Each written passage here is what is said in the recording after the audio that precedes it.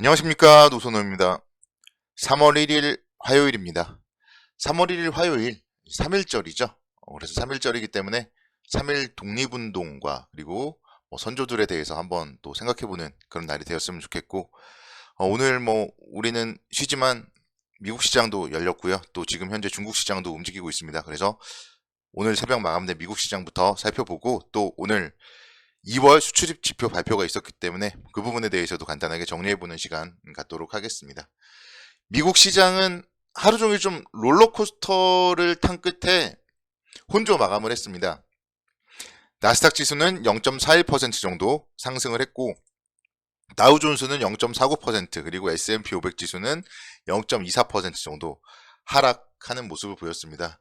시장은 우크라이나와 러시아의 협상 소식, 그리고 또 협상이 끝나자마자 공습을 했다, 이런 소식들에 따라서 계속적으로 좀 등락을 반복했습니다. 그러면서 일중으로 봤을 때는 좀 변동성이 큰 그런 모습을 보여줬고, 러시아의 스위프트 배제 그리고 또 국채가 하락을 하면서 은행주들의 낙폭이 컸던 움직임을 보였습니다. 그러다 보니까 다우존스는 하락을 했고, 시티그룹이랑 JP모건 모두 4%대 하락을 했습니다. 반면에 이제 또 계속적으로 위기가 심해지자 유가는 강세를 보였어요. 그래서 쉐브론 등의 에너지 관련주들은 대체적으로 또 상승을 하는 모습을 보였습니다.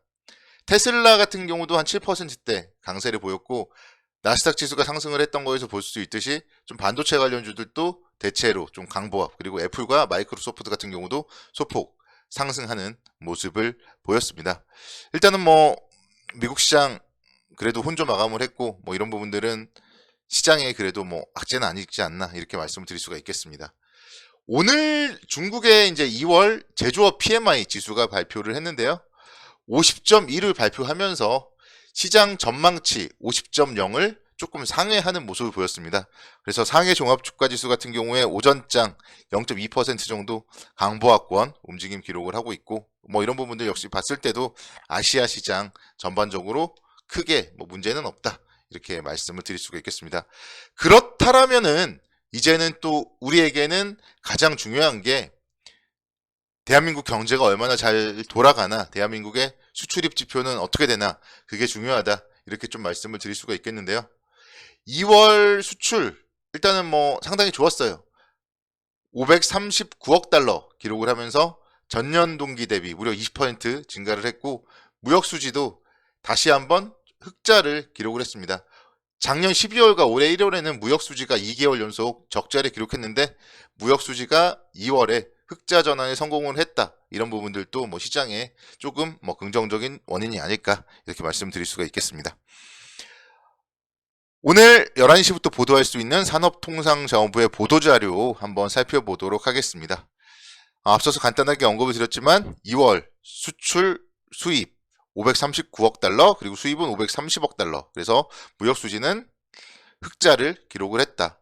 오미크론 확산, 그리고 원자재 가격 상승, 우크라이나 사태 등의 대내외의 어려운 여건에도 불구하고 무역 수지가 흑자를 전환했다는 부분은 좀 상당히 긍정적인 부분인 것이고요. 또 수출이 특히 2월에 500억 달러를 돌파한 거는 최초예요. 그래서 16개월 연속 증가, 12개월 연속 두 자릿수의 견조한 수출 증가세를 보여주고 있다. 그러니까 여러분들이 생각해야 될 거는 대한민국의 경제는 계속 이상 없이 돌아가고 있다. 그런 가운데서 주가는 어느덧 3,300포인트대에서 2,600포인트대까지 상당히 가격 메리트가 발생했다. 이런 부분들을 여러분들 포인트로 삼아 보시면 좋을 것 같습니다. 업종별로 보는 게 중요하겠죠. 반도체 관련, 반도체 같은 경우 이제 겨울철이고 하다 보면은 계절적인 비수기예요.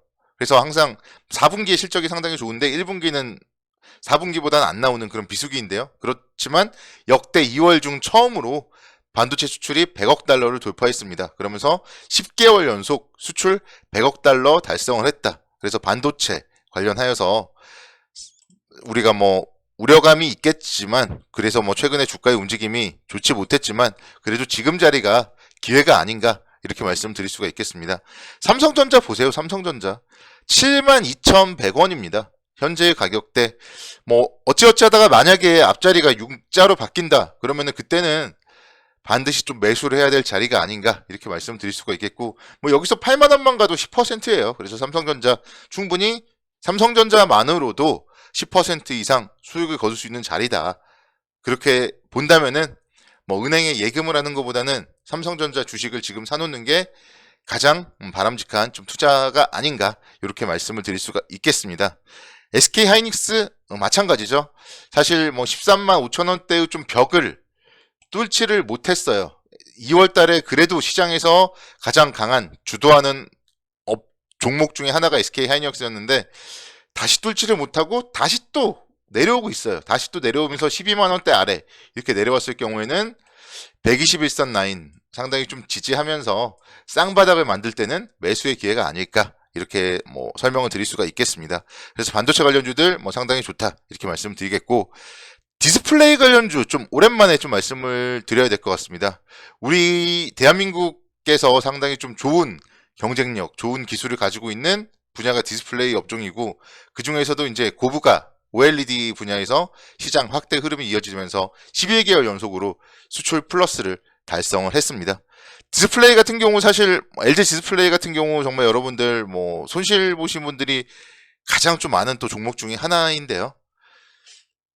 현재 구간대라면 역시 충분히 메리트가 있는 자리가 아닌가 이렇게 말씀을 드릴 수가 있겠어요. 작년 10월 달에 17,050원. 물론 이 자리가 깨졌을 때는 이제 전저점을 깰 때는 이유 불문하고 전저점을 깨는 주식은 리스크 관리가 필요합니다. 뭐 그렇지만 그게 아니라면 지금 자리가 전저점에 근접한 자리이기 때문에 나름대로 좀 그래도 사볼 만한 가치가 있는 자리가 아닌가 이렇게 좀 말씀을 드릴 수가 있겠고, LG 디스플레이 같은 경우도 기업 한번 좀 분석을 보면요. 주당 순이익이 한 33,000원 정도, 3,300원 정도까지는 예상이 돼요. 내년도 같은 경우에. 뭐 그렇게 될 경우에 PER 10배 기준 뭐 한 3만 원대까지는 충분히 상승 가능하고, 자산가치 38,000원, 뭐 41,000원 이 정도 되는 종목이기 때문에요. 18,000원대라면 상당히 좀 가격 메리트가 있는 자리가 아닌가 이렇게 말씀을 드릴 수가 있겠습니다. 그래서 이런 기업들은요. 좋을 때 사는 게 아니에요. 이렇게 좀 떨어지고 좀 아무도 좀 관심이 없을 때, 저조차도 사실 언급을 한 지가 되게 오래됐잖아요. 뭐 오랜만에 보니까 좀 리스크 관리, 손절가를 잡고 접근을 한다면은 충분히 좀 뭐 가격 메리트가 있는 자리가 아닌가 이렇게 말씀을 드릴 수가 있겠습니다. 석유화학 역시 마찬가지예요. 유가가 상승을 하다 보니까 단가 상승 이런 부분들이 상당히 좀 긍정적인 모습으로 작용을 하고 있습니다. 그래서 석유화학 관련주들도 지금 보면 상당히 자리를 잘 잡고 있어요. 롯데케미칼 보시면은 1월 28일에 바닥을 찍고, 최근에는 어려운 시장 속에서도 21선 잘 지키고, 특히 이제 어제 같은 경우에도 장중에 3%까지 하락을 했다가 아랫꼬리 양봉을 만드는 모습입니다. 금호석유 마찬가지예요. 1월 27일 날 저점을 찍고 서서히 올라가고 있습니다. 사실 뭐 작년에 29만 8천 원대부터 주가가 많이 밀리긴 했지만 충분히 이 자리에서 20만 원 정도까지는 올라갈 수가 있다 이렇게 말씀드릴 수가 있겠고, 뭐 이런 종목들 배당도 많이 해주는 기업이기 때문에 충분히 뭐 중장기 투자할 만한 가치가 있겠다 이렇게 말씀드릴 수가 있겠습니다. 철강도 마찬가지입니다. 철강 계속적으로 제품 가격 증가라든가 뭐 글로벌 수요가 받쳐주고 있기 때문에 수출이 상당히 좋습니다. 역대 2월 중에 10년 만에 처음으로 30억 달러를 상회하는 수출 실적을 기록했습니다. 그래서 철강 관련주 뭐 이제 더 이상 제가 좀 너무 많이 말씀을 드렸던 업종이기 때문에 더 이상 말씀드리기 좀 입이 아플 정도긴 한데요. 현대제철 같은 경우에 3만 원대 충분히 좀 매수 관점으로 접근을 해도 괜찮지 않을까 이렇게 말씀드릴 수 있겠습니다. 자동차 업종도 좀 오랜만에 말씀을 드리고 싶은데요. 자동차 업종의 주가가 최근에 상당히 많이 흔들렸습니다. 그렇지만 뭐 수출 계속적으로 플러스 달성을 하고 있고, 전기차 같은 경우도 계속적으로 지금 증가세를 보여주고 있어요. 그래서 그런 부분들 감안을 해봤을 때 자동차 관련주들 지금이 저가 매수의 기회가 아닌가 이렇게 말씀드릴 수가 있겠습니다. 특히 현대차의 2월 28일의 움직임을 여러분들이 주목을 해볼 필요가 있어요.